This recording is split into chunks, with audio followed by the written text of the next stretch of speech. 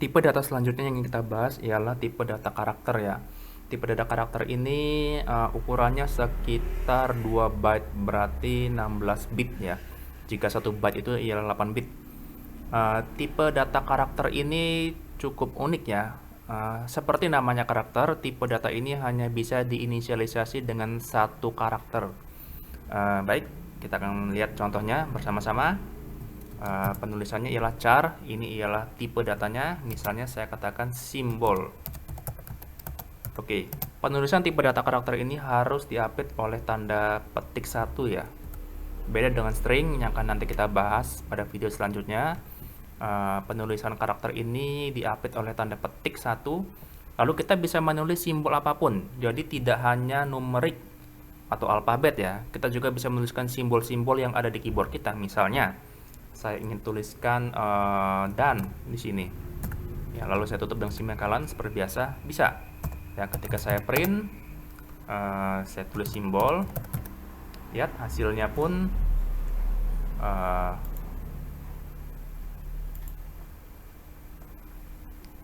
oke, saya coba run, lihat hasilnya ialah dan ya. Jadi penulisan tipe data karakter ini bisa diinput dengan satu karakter saja. Ya, lalu bagaimana kalau kita menginputnya dengan 2 karakter, misalnya char simbol 2. Misalnya kita tulis 36. Ya.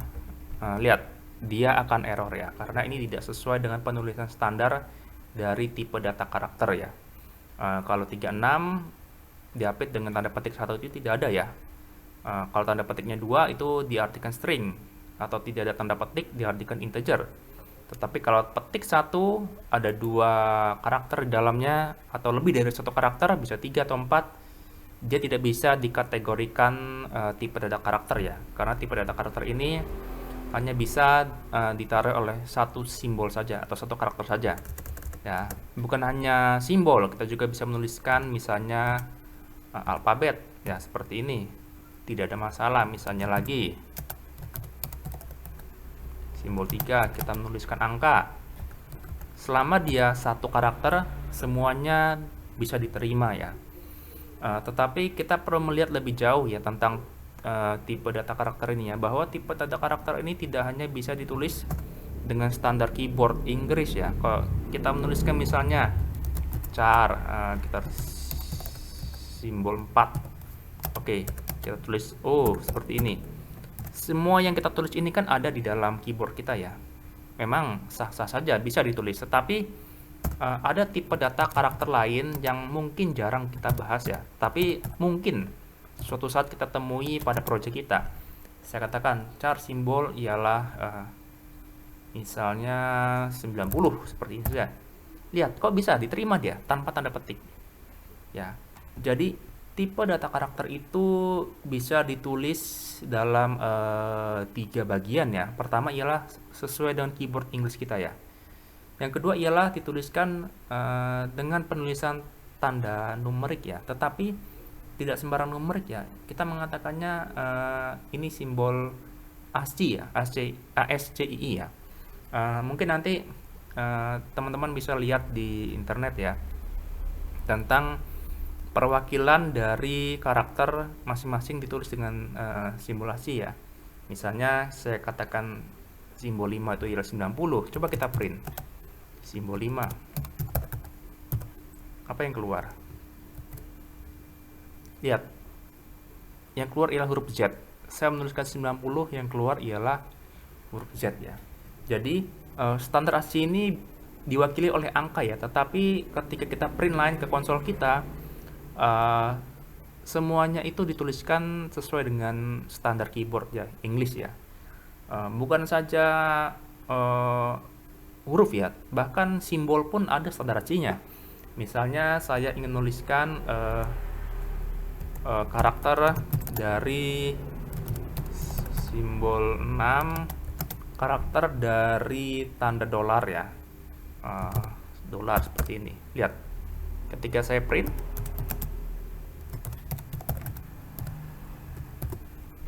lihat muncul di konsol kita tanda dolar ya. Sedangkan saya menulisnya dengan angka 36 ya. Jadi masing-masing simbol itu ada standarisasinya ya. Saya mungkin tidak hafal semuanya ya.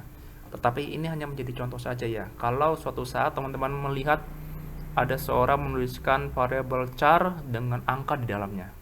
Ya, jadi belum tentu itu salah ya. Bisa jadi dia menuliskan dengan standar ASCII ya. Memang standar ASCII ini jarang kita pakai ya di dalam programming kita ya. Biasanya sih programnya menuliskan standar English ya, tetapi bukan menutup kemungkinan ya kalau suatu saat kita menemui program char yang ditulis dengan standar ASCII ya. Jadi kita perlu lebih baik ya mengenal tentang karakter ini ya. Bahkan bukan saja standar ASCII ya, ada satu lagi penulisan karakter yaitu dengan Unicode ya. Mungkin ini sangat asing sekali kita dengar ya. Penulisan karakter dengan standar Unicode ya. Misalnya, saya memang tidak begitu hafal ya tentang Unicode ini ya. Contohnya misalnya saya Unicode ini penulisannya itu pakai tanda petik 1 ya, sehingga saya petik 1 garis miring misalnya Unicode U 0041 ya, seperti ini kayaknya ya. Coba ya. Oh ya benar. Nah, lalu coba saya print simbol 7 ya, kita lihat hasilnya. Lihat A. Jadi ada juga penulisan karakter dengan standar Unicode ya. Ada standar English keyboard kita seperti biasa, lalu standar ASCII, lalu yang ketiga ialah standar dari Unicode ya. Kalau Unicode ini memang sangat sangat rumit ya. Buat saya juga pribadi cukup rumit ya untuk menghafalkan standar Unicode ini ya, karena memang ini juga jarang kita pakai ya. Tetapi ini juga perlu kita pahami ya, jika suatu saat kita menemui project dengan standar Unicode ya, apakah dia menggunakan standar English seperti biasa, atau dia ASCII, atau dia standar dari Unicode ya. Jadi perlu diingat, inilah penulisan tipe data karakter ya. Tipe data karakter itu sendiri bisa dituliskan dengan satu karakter, bisa dia numerik, bisa dia alfabet, bisa dia simbol ya. Dan untuk penulisannya sendiri atau inisialisasinya sendiri, dia bisa menggunakan langsung dengan keyboard kita, atau dia menggunakan standar ASCII atau Unicode ya. Perlu diingat bahwa untuk standar keyboard English dan standar Unicode, dia perlu diapit dengan tanda petik 1 ya, pada awal dan akhirnya ya. Dia tidak bisa dituliskan lebih dari satu karakter. Jadi hanya bisa menampung satu karakter saja. Nanti lebih lanjut kita akan melihat penggunaan dari tipe data karakter ini ya. Baik, sampai di sini saja tutorial kita. Jika Anda suka, bisa like dan subscribe. Sampai bertemu pada tutorial selanjutnya. Terima kasih.